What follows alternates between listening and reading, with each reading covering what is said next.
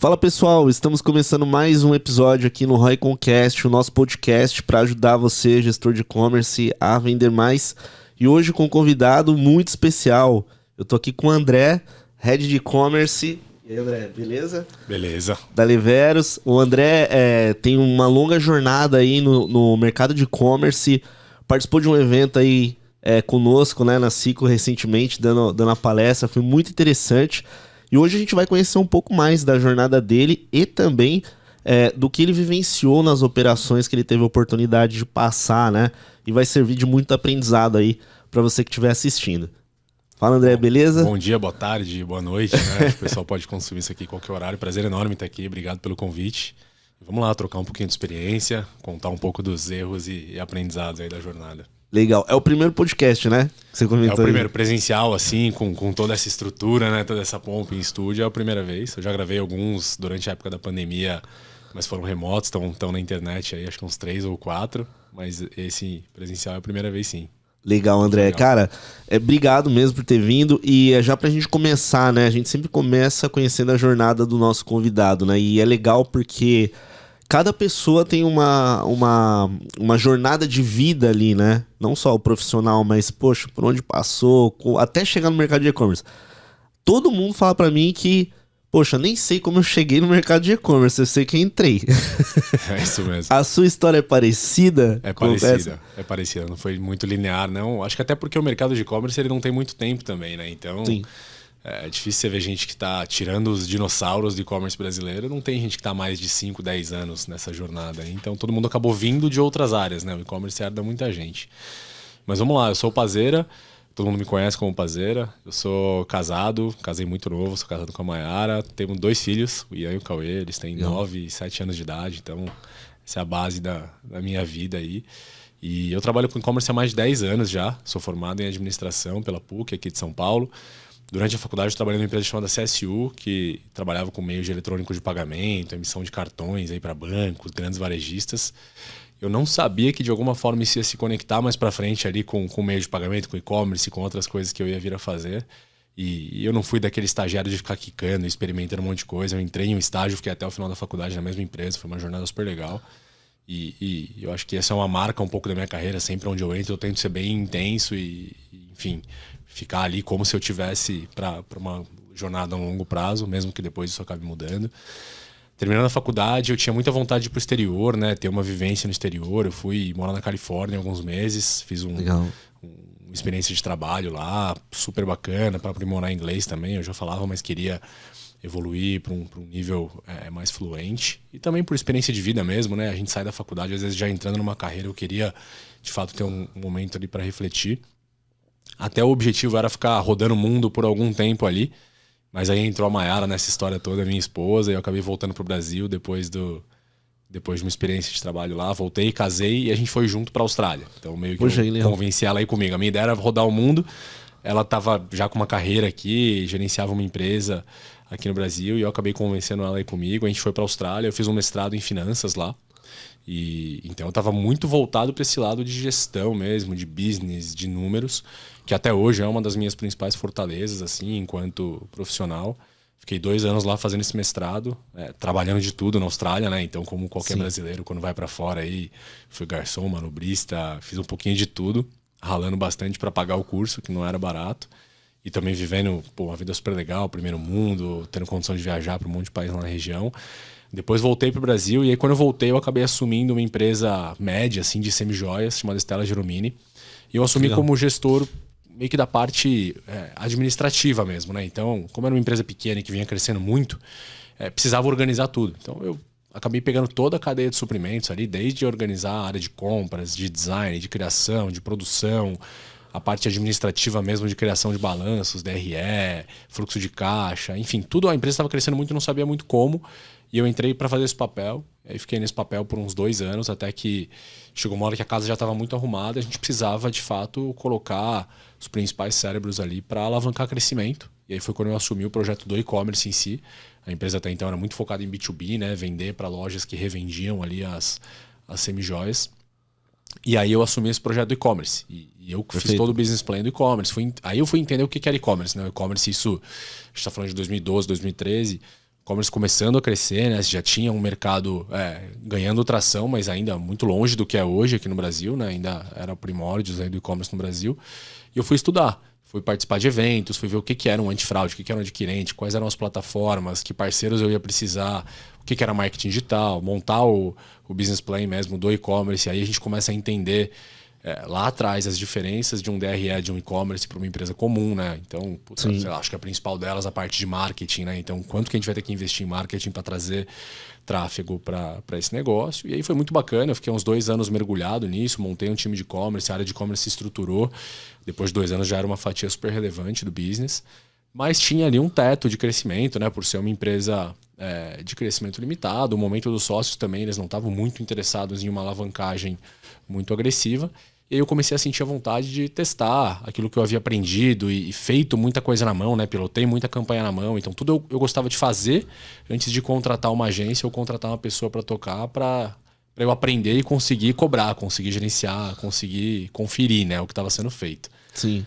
E aí eu acabei indo para uma agência para testar aquilo em grande escala. Acho que o meu principal objetivo nessa época era, vamos entender se tudo isso aqui que eu estou aprendendo de Google Ads, de Facebook Ads, de usabilidade, de plataformas, tudo isso aqui é aplicável em grande escala? Como que funciona? E aí eu fui para a New Blue, que era na época era uma grande referência de mídia digital, de marketing de performance, de análise de dados. Eu acho que foi uma das agências que já alguns anos atrás falava disso, né? Era muito focada nisso. E hoje em dia eu acho que a gente tem várias referências no mercado, e que é muito legal, porque o mercado era muito carente mesmo. E lá eu fiquei como head de planejamento. Então eu cuidei de muita conta de varejo, de outros segmentos também, mas eu sempre tive um braço muito voltado para o e-commerce desde então. Cuidei de Raia Drogasil, Hering, tive a oportunidade de cuidar de alguns e-commerces bem parrudos, bem grandes, de segmentos diferentes. Então isso trouxe um repertório bem bacana. De lá foi um movimento quase que natural eu ir para a Vtex, que era a plataforma de boa parte dos clientes que eu atendia pela agência. Né? Antes o e-commerce que eu tinha tocado era a Vtex também, então eu sempre tive um laço forte ali com a Vtex. Fui ajudar a construir o time de Customer Success na Vtex. Até então, na época, a gente estava falando aí de 2017, a Vtex era muito focada no suporte, né? Já tinha um time de suporte, de atendimento, mas não tinha esse time de focar em fazer os clientes ganharem mais. O modelo da Vtex é de revenue share, né? Ela recebe mais quanto mais os clientes vendem. Era necessário ter essa frente mesmo focada ali nesse crescimento. Então a gente entrou, estruturou essa área. E era uma área que fazia um trabalho mais consultivo para os clientes maiores, óbvio, né? Tinha uma cauda longa de clientes que a gente não conseguia atender dessa forma, até era o objetivo caminhar para isso, e hoje eles estão evoluindo nessa linha. Mas muito focado em pegar os grandes clientes e entender como esse cara vende mais, tanto usando mais o produto, quanto melhorando a estratégia de mídia, de marketing, usabilidade do site, enfim, fazer um diagnóstico mesmo e mostrar para aquele cliente o que ele precisa fazer para vender mais, né? Operação em marketplace, operação mesmo, logística e omnichannel. Então foi um trabalho bem bacana, a gente atendeu boa parte aí dos maiores clientes da Vtex no Brasil, e dali eu acabei indo para um desses clientes, que é onde eu tô hoje, que é a Leveros, que é um dos maiores distribuidores aí da parte de climatização, de ar-condicionado no Brasil. E aí assumi como head de e-commerce da Leveros, tanto cuidando do site próprio, nosso canal de televendas, que a gente tem lá as consultoras para atender os clientes. Tem os canais de marketplace, também são bem relevantes para o negócio hoje. E é onde eu tô lá hoje, tocando toda essa frente de e-commerce. Poxa, que legal. O interessante da sua jornada é que literalmente você passou por o cliente que compra as soluções do ecossistema de e-commerce, passou pela plataforma, né? Trabalhou junto com a plataforma e também com as agências que atendem os clientes na parte de marketing. Eu acho isso legal porque você começa a ter uma visão bem... quase que 360 mesmo, né? Você tem a ótica ali de quem está comprando, precisa vender produto, de quem fornece tecnologia, de quem fornece gestão, né? Ou gerenciamento de mídia, né? Por exemplo. E aí você tocou num ponto interessante que eu gosto de trazer, que é entender por que alguns e-commerces vendem bem, né? Eu acho que essa é uma discussão legal da gente ter. Eu tenho algumas visões quanto a isso também, e outros não. Assim, na sua visão, né? Tirando... Eu sei que investimento é importante, né? A gente sabe disso, mas o que você enxerga que faz realmente uma operação conseguir ultrapassar um teto, né, de faturamento versus outras, às vezes, que só fica naquele faturamento meio que estagnado, né? Uhum. Eu acho que dá para dividir em alguns grupos, assim. Então, como você mesmo comentou, eu já trabalhei em empresas menores, que aí o e-commerce ele ainda é uma coisa mais embrionária, que está crescendo. Eu já trabalhei em empresas mais parrudas, que já tem um business muito grande e que está querendo inserir o e-commerce nesse contexto, né? Então, acho que agora na pandemia isso aconteceu muito forte, né? Grandes indústrias que tinham zero e-commerce e do nada o cara teve que lançar um e-commerce, teve que começar a vender e não está conseguindo tracionar. Para grandes empresas, eu acho que é muito uma questão de mindset mesmo, de organização política dentro da empresa, muitas vezes. Então, se tem um diretor comercial que não tem interesse que o e-commerce cresça, e esse cara é muito influente lá dentro.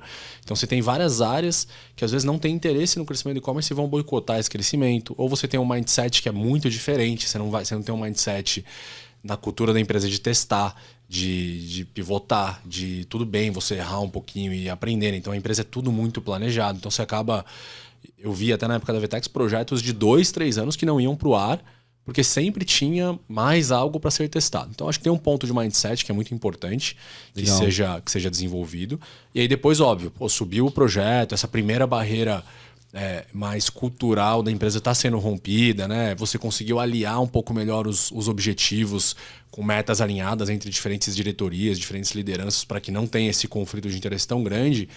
Aí com certeza tem uma carência de talento muito grande também, tanto do lado interno, né, do lado de você conseguir montar um time que seja parrudo o suficiente para cuidar de todas as frentes que você precisa. Nunca vai ser perfeito, mas você tem que encontrar um equilíbrio, né, entre um time bom, mas também um time que seja sustentável, porque não adianta... A gente está vendo aí um monte de casos de startup com times enormes, né, de programadores e designers, etc., que aí a conta não fecha. Então, tem esse desafio muito grande de ter um time parrudo que entende disso ou compor isso com agências, com parceiros de mercado que também façam sentido. Acho que montar esse mix de skills entre mão de obra interna, parceiros, soluções de tecnologia que você pode trazer é complexo. Você tem que entender o que é melhor para o seu negócio. Feito isso, acho que são as pessoas que vão resolver no final do dia, né? Independente se elas estão dentro de casa ou fora. Tem ferramentas que vão te ajudar? Tem. Mas se não tiver uma pessoa pilotando essa ferramenta, né, calibrando ela, ajustando o algoritmo e tal, o negócio não vai. Então, acho que o fator pessoas, na minha visão, é o preponderante. Assim, é cultura e pessoas. E aí, quando você fala em business menores, aí já é muito mais desafiador, né? Porque às vezes tem uma marca que não é conhecida, você tem um negócio que não é conhecido, então você vai ter que buscar de fato esse cliente. E aí sim, você vai precisar de um investimento maior, vai precisar de tempo para isso tracionar, né? Vai precisar entender, dependendo do seu negócio, quais são os canais que podem dar certo ou não. E aí eu acho que a principal causa de eventualmente o e-commerce não estar crescendo, né? E a mesma coisa, o motivo de quem consegue crescer bastante, pelo que eu já vi, assim, do que eu percebo, é entender qual que é a jornada do consumidor do seu segmento, né? Então, se você está lançando uma marca de moda que tem um apelo super aspiracional, uma coisa muito visual, não adianta você ir só para Google Ads e ficar tentando vender para quem procura biquíni, né? Essa pessoa não está a fim de comprar a sua marca, ela está querendo comprar o biquíni, provavelmente com um preço bom, com um frete barato, e ela não vai comprar, ela não vai entender a sua proposta de valor. Então, acho que entender esse mix, entender que o e-commerce não tem uma fórmula mágica que se aplica para todos os e-commerce é muito importante, sabe? Não, eu acho isso bastante importante, inclusive é muito do que eu, por exemplo, vivencio pessoalmente, né? Como eu acabo tendo contato tanto com grandes marcas quanto médias ou pequenas, o que eu percebo? Eu concordo muito com você. Eu vejo que primeiro parte da visão de quem dirige aquilo, quem dirige aquela empresa, né? Muitas vezes eu já tive casos, por exemplo, de conhecer empresas que elas sempre cresceram no modelo físico, né? E aí quando você olha pro digital, elas tinham um site como conveniência, assim, né? Tá ali. Se alguém comprar, comprou. Se não comprar, não comprou. E aí mudou com a questão da pandemia, né? Então chegou a pandemia, forçou a aumentar o investimento naquele canal, só que no desespero, né? Sem planejar. Mas eu vejo muito essa questão de mindset que você falou, eu acho que parte muito de quem está dirigindo o negócio, de olhar para o canal e falar assim, não, eu quero que esse canal seja relevante aqui dentro da empresa. Todos que eu conheci também, que deram certo, tinham essa vontade. Não, eu quero que ele seja 25% do faturamento de todo o negócio, 30%, o que for, né? E um outro ponto que eu concordo com você, que eu também percebi ao longo da minha jornada, é a qualidade da equipe, tá? Assim, por mais que essa operação de e-commerce não tenha, às vezes, toda, né, o mix de equipe, igual você comentou, né? Às vezes ela vai terceirizando, né, para uma agência, para um parceiro e etc, alguns pedaços ali, né? Mas a equipe ser boa também concordo que, assim, cara, é fundamental. Porque eu imagino o seguinte, hoje se a gente analisar, né, tanto produtos, né, hoje tem muita coisa já comoditizada, né, vamos chamar dessa forma, né, tem muito commodity, né. Sim. Só que beleza, mas tem muitas operações que as equipes são tão boas que elas vão vender muito bem o commodity, entendeu? Porque a equipe é muito boa, atende bem, vende bem, organiza bem, administra bem. Então esse ponto que você falou, eu vivencio também, eu concordo que é a equipe, né? E voltando, né? E querer fazer aquele canal crescer, né, André? Não tem segredo, sim, né, cara? Se o gestor ali do negócio, ele olha pro e-commerce só como um canal ali largado, eu também vejo que ele não vai crescer. Agora, se ele olhar aquilo com bons olhos e falar, eu sei que vai dar trabalho, mas eu sei também do potencial que esse canal gera, eu acho que ele consegue chegar também e crescer nesse canal, né, de fato, né? Sim. E você comentou aí o ponto de commodity, né? E realmente os maiores e-commerces, né? Se você tirar toda a parte de cosméticos, de moda, se você olhar para a parte mais de telefonia, de eletrodomésticos, são produtos que são iguais. Tá todo mundo vendendo a mesma coisa, né? Então você vende, o Magazine Luiza vende, Americanas vende, o Meli vende, um monte de seller dentro desses marketplaces vendem. E aí você tem que pensar, mas é igual? Beleza, o produto é o mesmo, mas a jornada é a mesma em todos os lugares? Então a sua estratégia de posicionamento, onde você está aparecendo, onde você não está, a descrição do seu site é a mesma, não é? Sim. O frete, o prazo que você vai entregar, o seu custo de frete, o seu pós-venda. Pós-venda é uma baita oportunidade de você se diferenciar no mercado e você cuidar disso, né? Hoje em dia, se você for ver qualquer empresa que tem um certo tamanho que você for procurar no Google, o segundo resultado orgânico que aparece, o que é? Reclame Aqui. Exato. Então, assim, o consumidor ele já sabe de tudo isso, ele já está mais cascudo no e-commerce, ele vai procurar esse tipo de coisa. Então, assim, tudo bem, você vende um produto que é uma commodity, mas todos esses outros fatores vão ajudar você a ter uma pequena diferença e não precisar ficar brigando sempre aonde? No preço. Porque Perfeito. O preço, a tendência é que você vai ter cada vez menos espaço ali mesmo. Porque, primeiro, a indústria está indo direto para o consumidor final. Então, cada vez mais estão se quebrando essas barreiras de intermediários, né? Então, sim, antes as grandes indústrias vendiam para os grandes varejos, o grande varejo, muitas vezes ele distribuía até para outros varejistas e também vendia para o consumidor final. E hoje você já tem grandes cases, inclusive a gente comentou aí da Vtex, né? Eu tinha muito acesso aos dados da Vtex.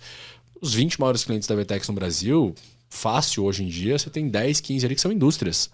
Indústrias que conseguiram criar um projeto de D2C, de vender direto para o consumidor final, parrudos, que tiveram executivos que bancaram o projeto e que quebraram o status quo, porque até então você tinha lá grandes diretorias vendendo para grandes contas do varejo e alguém vai ter que quebrar isso, né? Porque no momento que você fala para imagina um grande varejo que compra de você, né? Uma Via. Você vai vender direto você fala, também? não, eu vou vender direto para lá. E aí esse cara tira o cheque da mesa que ele tinha com você de centenas de milhares de reais aí, que ele fala, não, então tá, então cancela essa compra aqui, eu vou comprar do seu concorrente. Mas tem um poder de barganha dos dois lados, então existem grandes cases que conseguiram ultrapassar isso aí e estão indo direto para o consumidor final. Outros já não. Então, volta no ponto da pessoa, né? Tem Sim. que ter alguém lá que banca o projeto e que vai vender isso lá no headquarter, lá fora, às vezes na sede global da empresa, fala, não, aqui nesse país a gente vai tocar dessa forma, porque cada país funciona em um modelo. Então, volta sempre no ponto de pessoas mesmo e entender essa jornada, entender qual que é o melhor para o seu negócio, né? O e-commerce vai crescer? Vai até onde a gente quer que ele cresça? Porque também você não quer que seja tudo e-commerce, que senão você pode virar vítima, você pode virar refém de um marketplace lá no futuro. Então, é plano de negócios, uma estratégia e botar para rodar, né? Definir uma estratégia, criar uma cultura que permita que essa estratégia seja executada também. Porque não adianta você falar, não, o e-commerce vai crescer. Só que aí nos bastidores você fica podando qualquer passo que os gestores ali, que o time do e-commerce está dando, você fica podando, sabe? Entendo. E eu queria só colocar um último ponto. Você falou de equipe, né? E que às vezes você vai buscar as agências para complementar isso. O que eu gosto muito de olhar, que eu até nos organogramas que eu monto internamente de time, na minha visão, a agência ela tem que ser parte do time, né? São pessoas do mesmo jeito. Você está contratando hora homens, está contratando pessoas que vão participar. De repente, só uma questão econômica que você não tem dinheiro para contratar uma pessoa full-time ou que você não tem um ambiente para capacitar essa pessoa para que ela seja boa o suficiente. Às vezes ela está dentro de uma agência, né? E ela vai estar todo momento ali sendo treinada, evoluindo, trocando com outras pessoas e aprendendo. Mas essa pessoa ela tem que ser inserida no seu time, né? Eu sempre falo isso para os times aí que eu gerencio, cara. A agência, o parceiro, se ele não entender do nosso negócio, ele não se sentir parte, se a gente não abrir informações para ele, se a gente ficar nessa de tá aqui sua verba, me dá o ROI e se vira, faz o que você quiser, a coisa não evolui. Então é importante também essa proximidade. Esse ponto é interessante. Eu estava numa reunião anteontem falando disso, né, com uma gestora. Ela estava comentando as experiências anteriores, né? E às vezes eu faço perguntas que não são técnicas. São mais ou menos assim. Como que era a sua relação ou seu acompanhamento com o antigo parceiro? Eu fazia campanhas e depois de 30 dias a gente se reunia e conversava. Eu falei, então vamos tentar mudar isso? Vamos se aproximar mais se a gente for fazer, ou seja, toda semana a gente tá junto, né? Pra mapear o que tá dando certo e o que não dá, porque eu concordo com você que é um processo integrado. Na minha experiência, tudo que deu certo nessa jornada também com a gente foi projetos que a gente estava muito integrado dentro de uma empresa.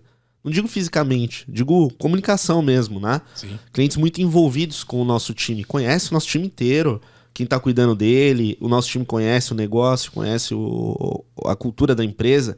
Isso fez muita diferença, né? E é um ponto que eu estava destacando para ela. E só lembrando daquela sua palestra, que eu acho legal a gente trazer aqui também pro podcast, você falou sobre os canais de venda no digital, né? Tem o site e-commerce e tem os marketplaces como canal de venda também. E eu achei muito legal quando você comentou sobre, já no planejamento, ter definido ali o percentual de representatividade de vendas do canal. Né? Você comentou um pouco daquele controle, né? Não deixar o marketplace subir um pouco, na representatividade. E-commerce também tem uma participação X. Você consegue trazer isso pra gente? Sim. Porque eu achei incrível e eu tenho certeza que esse tipo de informação também pode ajudar no planejamento do gestor que estiver assistindo a gente, né? Eu acho que esse ponto de equilíbrio entre canais vai muito de negócio para negócio e da sua estratégia para o longo prazo, né? Como você dentro dessa cadeia inteira de valor, né, desde o produto sendo produzido até o consumidor, o valor percebido pelo consumidor, quanto que você quer se apropriar desse valor todo. No marketplace, em linhas gerais, você é só um middleman ali, você é só um intermediário que coloca o produto lá, distribui, depois você, se você não usa o fulfillment dele, você vai fazer a operação de entrega, o pós-venda, etc. Então, óbvio que tem uma complexidade enorme, não é que não é complexo, mas geralmente você não agrega muito valor. Você não vende a sua marca ali, você está vendendo o produto e o marketplace está vendendo a experiência como um todo, né? A Americanas, a Via, o Mercado Livre, etc. Por isso, e por acreditar que nos canais próprios a gente consegue oferecer sempre uma experiência diferenciada e é uma fortaleza da empresa, né? Você não está construindo algo muito sólido em cima de uma propriedade que não é sua, que amanhã depois alguém pode chegar para você e falar: sua comissão dobrou a partir do mês que vem, e aí todo um modelo de negócio que foi construído pode ruir.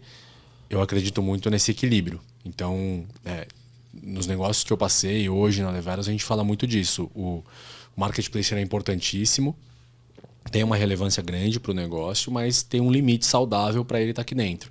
Se ele começa a crescer muito e a empresa vira todo o canhão para o marketplace, toda a operação e desenha tudo para isso, a gente tem um receio muito grande de que, primeiro, até onde vai esse negócio não está no nosso poder, não é a gente que define, quem vai definir são os times, os líderes dessas companhias.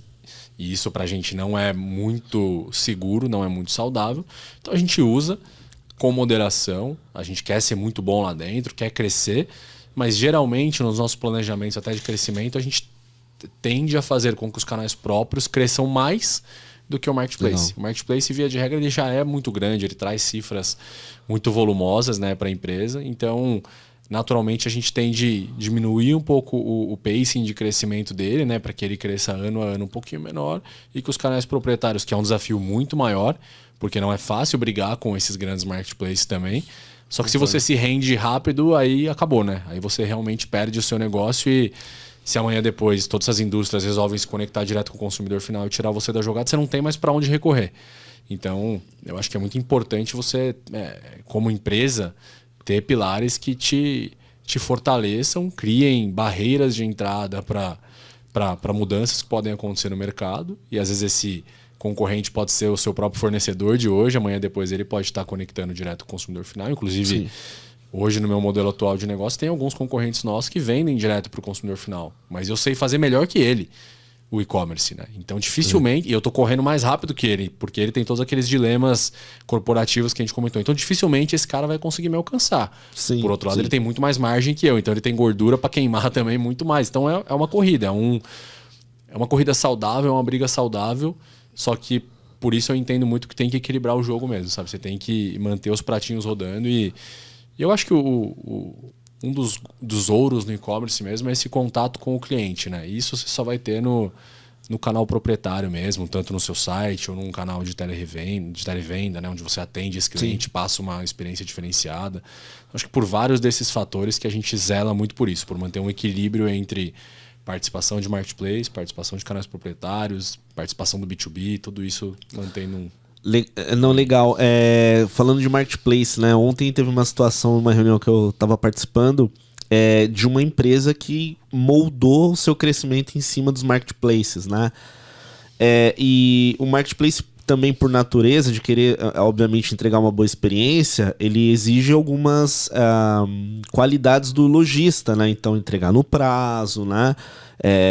Produto em ordem, tudo certinho. Houve, se eu não me engano, que ele estava compartilhando um problema em uma entrega, e por causa desta entrega, a venda que já foi realizada ficou retida no marketplace, e aí vai levar um tempo até liberar. Aí é o ponto que eu estava conversando com ele, né? Por muito tempo, eles não investiam no canal próprio. Tinha o site, né? E sempre cresceram o faturamento do negócio todo no marketplace.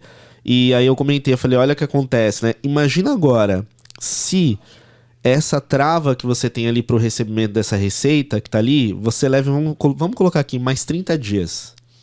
Quanto de capital de giro a gente tem que ter ali para suportar até receber essa grana que tá ali, né? Uhum. E aí foi onde deu o estalo, né? Então aquela movimentação meio que na necessidade. Pô, faz sentido, né, Felipe? Eu vou ter que investir lá no meu e-commerce. E eu gosto de compartilhar isso. Eu falo assim, eu acho importante estar no máximo de canais de venda possível, desde que seja viável, né?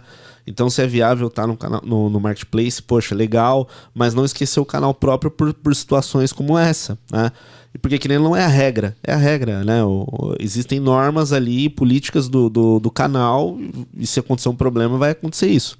Agora, imagina se isso fosse 70%, 80% da receita da empresa desse bloqueio, né?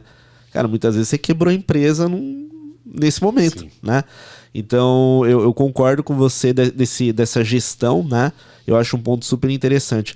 E falando um pouquinho de tecnologia ainda nos marketplaces, né? Eu não sei, eu tava reparando muito nisso nesse evento, no evento do E-Commerce Brasil, que os marketplaces que estavam lá, eles, pelo menos na minha visão, né? Esse ano eles estavam divulgando muito mais a solução de mídia deles do que a solução padrão do marketplace, né? Então você vê Americanas divulgando vou chamar de ads, tá? Uhum. Americana Ads, você vai ver Mercado Livre tem Mercado Ads, dentre outros.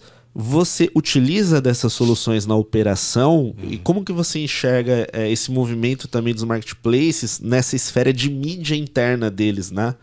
Sim, eu acho que é natural eles estarem divulgando muito isso porque o marketplace em si já foi muito divulgado, já está muito difundido e já está muito maduro, né? Não tem mais muito quem entrar nos grandes marketplaces, exceto novos e-commerce que vão criando, que vão sendo lançados todos os dias e que aí se conectam lá. Então, eu acho que cada vez mais a gente vai ver isso mesmo. O seller já sabe quais são os marketplaces que ele tem que conectar, né? Um novo e-commerce, ele já sabe quais são os principais, ou ele vai buscar informação. Então, eu acho que é uma tendência. Quando a gente olha para Estados Unidos, por exemplo, a gente vê que a receita de Amazon Ads, né? Que são os anúncios da Amazon lá fora, já são a segunda maior do mercado inteiro, só perde para o Google Ads. Então é uma tendência muito forte nesse momento onde os marketplaces estão crescendo tanto que eles se tornam um motor de busca mesmo, né? Então a Amazon lá fora já tem mais busca por produto do que o Google. Aqui no Brasil ainda é um cenário diferente, mas você pega o Mercado Livre, por exemplo, eu tenho certeza que em algumas categorias, esse número não é aberto, mas deve ter categoria que o pessoal procura mais dentro do Mercado Livre do que no Google, né? Principalmente produtos de ticket mais baixo. Então, é natural que, já que eles são um motor de busca, são um buscador onde as pessoas vão procurar coisas, eles têm esse poder de dar mais ou menos relevância para quem paga mais ou menos. E aí eu acho que o lance esse esforço grande deles de vender anúncio é muito por uma receita incremental, né? Os dados dessas empresas são todos abertos, a gente sabe que são empresas com bastante dificuldade financeira, né? Saíram os resultados aí do do segundo tri agora e sem exceção, uma que tá um pouquinho melhor e tal, é porque tá menos pior assim, do que a outra, financeiramente falando. Então, é um modelo que tem se provado cada vez mais difícil de se sustentar no longo prazo, ainda mais no Brasil, onde você não tem um grande player que domina 50% do mercado, igual nos Estados Unidos. Aqui está dividido entre 5, 6 grandes players. Naturalmente, esse ganho de escala é mais difícil, é dividido entre todos eles, e você tem que ter o mesmo custo fixo praticamente, né? Tem que ter time para tocar tudo isso. Então, eu acho que é um movimento normal. E se eu uso, assim, eu uso muito pouco. Eu tenho começado a fazer alguns testes pontuais para produtos e serviços específicos que eu tenho vontade de fomentar, mas é muito um modelo de negócio diferente ali dentro do marketplace. Perfeito. Vou te dar um exemplo. A gente vende instalação, né? Além de vender os produtos, a gente vende instalação, conecta até com o nosso papo de sair da commodity, né? De vender o valor agregado, vender a experiência completa. Ó, você compra comigo, eu instalo, eu te entrego o ambiente climatizado, eu não te vendo um ar-condicionado, eu não te dou um problema, que são 2 caixas gigantes na sua sala, eu tento te vender a solução completa. E aí, dentro de alguns marketplaces que não tem essa cultura ainda de vender o serviço de forma mais fluida na jornada de compra, o que seria, sei lá, o cara clicar em um checkbox e adicionar o serviço, a gente está tentando criar esse MVP, esse piloto de a gente anunciar de repente essa instalação para que apareça lá dentro, e aí de repente se o cliente começar a comprar, aí a gente monta um business case, leva para o marketplace e fala, cara, isso aqui vende, ó, vamos tentar de alguma forma colocar isso dentro do produto mesmo, automatizar. Então, esses testes mais pontuais, assim. Mas eu confesso para você que para produto no geral, a gente não testou muito. O varejo, principalmente de linha branca, tem margens muito apertadas, ainda mais quando se fala de marketplace, que tem uma comissão, no geral, alta, né? Por mais que seja bem negociado, mas você vai pagar uma comissão aí de 10%, 15%, 20%, dependendo de onde você vai vender. Então, o espaço para fazer anúncio em cima disso costuma ser bem limitado. Então, para grandes e-commerces, eu acho que é uma coisa que é pouco utilizado. Para pequenos varejistas que vendem e-commerce, eu acho que é bem utilizado, porque geralmente são pessoas que trabalham em categorias que já tem uma margem muito maior, né? Às vezes a pessoa compra por 10 e vende por 2, 3 vezes o valor. Entendo. Que são produtos que não são tão comoditizados. Aí sim, eu acho que vale a pena para minerar o produto mesmo, para tentar fazer ele ganhar mais tração lá dentro e depois você consegue tirar. Mas eu não tenho muita experiência com anúncio e marketplace, não. Essa semana a gente se aprofundou um pouco nisso, né? Por isso que até trouxe aqui pra gente conversar, e a gente começou a reparar que a maioria dos que estão fazendo com mais foco são fabricantes, né? Que estão lá no marketplace, né? Por questão de margem, igual você falou, ele absorve da comissão. Sim. E se ele botar mais um pouco de mídia ali, ele flui, né? Ele é o maior interessado em divulgar um produto novo também, né? Ele quer divulgar a linha nova dele e tal. Exato. E olhando do lado do marketplace, eu vejo que também pode ser... Tem a questão incremental, né? Mais uma fonte de receita para o marketplace. Mas eu vejo também uma forma de você conseguir agora ir organizando um pouco mais a exibição dos sellers, né? Porque se a gente for parar para analisar quantos sellers hoje a gente tem em cada categoria versus da 10 anos atrás, ou 5 anos atrás, né? Hoje tem muito mais pessoas vendendo a mesma coisa. Então, com o anúncio, você vai, né, dando prioridade para um, para outro, mas eu vejo que tem muita questão da qualidade da entrega mesmo, né? Pelo menos as operações que usam também, eles pontuam muito isso pra gente, assim, poxa, eles têm que ser muito eficientes na entrega de produto, qualidade, atendimento, que é super importante, né? A briga de preço, prazo e custo de frete, preço de frete, já é muito acirrada. Então, acho que por isso que em categorias maduras, onde já tem muitos concorrentes e grandes concorrentes, não tem muito espaço para você trabalhar anúncio. Assim, você vai ganhar relevância, você vai ganhar um buy box, você vai ganhar um anúncio de catálogo no Mercado Livre, por exemplo, com preço, prazo, avaliação de cliente, que é o que você falou, que pesa bastante, né? Então, em alguns marketplaces tem regras lá, ó, se a sua avaliação cair de 3, você já não briga mais pelo buy box. Se cair de 2, você tá fora você sai fora. Sua conta é derrubada até você se recuperar. Então, existem casos onde isso influencia no ranqueamento já. Eles não abrem um algoritmo, né, de quanto que cada coisa influencia, mas está certíssimo pensar que ter uma operação redonda e ter bons indicadores de pós-venda, né? Então, índice de atraso, enviar dentro do prazo que você prometeu que ia enviar, não ter muito erro, ter pouco cancelamento, ter pouca mediação, atender direito o cliente, ter um bom NPS, tudo isso. E cada marketplace tem suas métricas ali, a gente olha diariamente para todas elas. É importantíssimo para você ganhar ranqueamento. Senão não adianta você ter o melhor preço, o melhor prazo, se você tiver com indicadores ruins. Perfeito.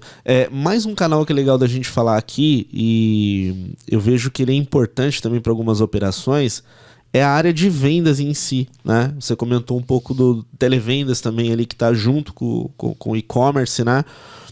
O quanto você enxerga a importância dessa área também? E eu gosto de trazer essa discussão para quebrar um pouquinho aquela cultura, às vezes, de alguns profissionais que acreditam que o e-commerce ele tem que ser 100% automático, né? Então, não existe nenhuma interação ali, no máximo um chat, né? E o usuário tem que comprar sozinho. E eu vejo que tem muita operação que vende no e-commerce somado à própria área de vendas interna da empresa também, que complementa, né?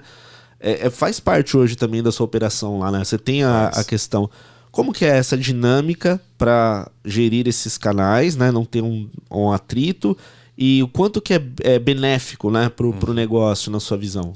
A gente trata isso, eu gosto de tratar isso como e-commerce, tudo junto, né? É o mesmo DRE, é o mesmo modelo de negócio, porque a gente tem os canais de aquisição para trazer os clientes para divulgar, e o cliente decide onde ele quer concluir a compra. Então, se o cliente tiver dúvida, ele pode falar com a gente no WhatsApp, ele pode ligar para a gente, ou a gente às vezes mesmo vai fazer essa abordagem de, dependendo do comportamento dentro do site, oferecer essa ajuda para ele, ou se ele preferir concluir tudo sozinho, ele também vai concluir tudo sozinho. Então, enquanto empresa, enquanto marca, a gente tem que estar preparado para atender o cliente da forma como ele preferir, né? Então, esse é o primeiro ponto. Dependendo do modelo de negócio, tem vendas que são muito mais consultivas, né? Perfeito. Hoje, por exemplo, a gente vende ar-condicionado. Não é simples de comprar um ar-condicionado. Você não sabe o modelo que você precisa, a diferença entre as marcas, que horas que eu vou comprar um 9, um 12, um 18 mil, ou um multisplit. São todas coisas que antes de eu entrar na companhia que eu estou hoje na Leviaras, eu nem conhecia. Sim. Então é natural que um cliente, quando ele vai comprar isso, e ele compra isso provavelmente 1 ou 2 vezes na vida, ele não conheça. Então, nesse tipo de negócio, eu acho que o modelo de atendimento consultivo ali é importantíssimo. A gente olha como o mesmo business, porque esse cliente não chegaria sem toda a estratégia de aquisição do e-commerce também. Ele não abriria um contato no WhatsApp, ele não ligaria para a gente. E cada vez mais está se provando, né?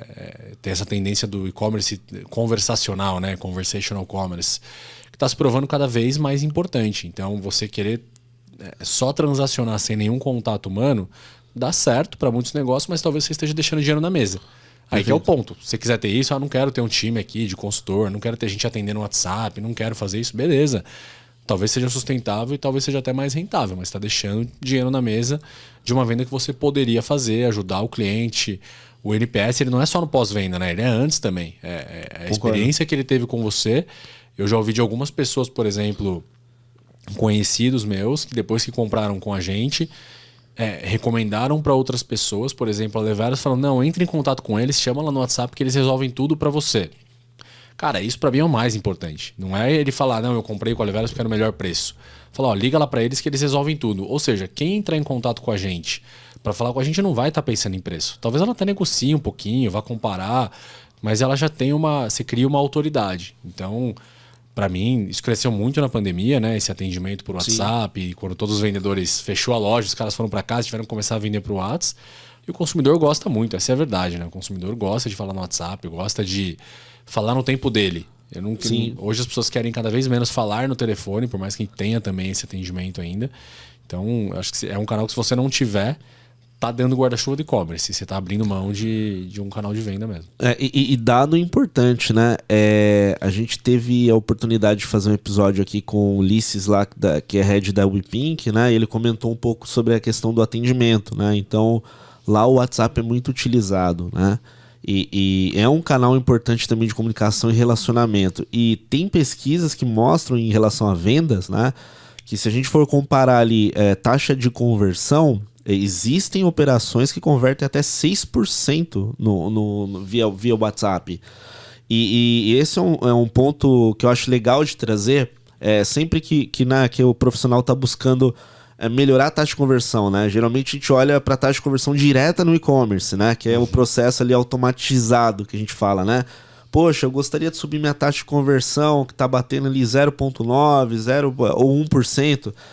Mas se a gente tiver fontes finais de conversão, como televendas, igual você comentou, como o próprio WhatsApp, e fizer uma análise, né? É o mesmo canal, né? O e-commerce. A diferença é que você converteu em pontos diferentes a venda, né, André?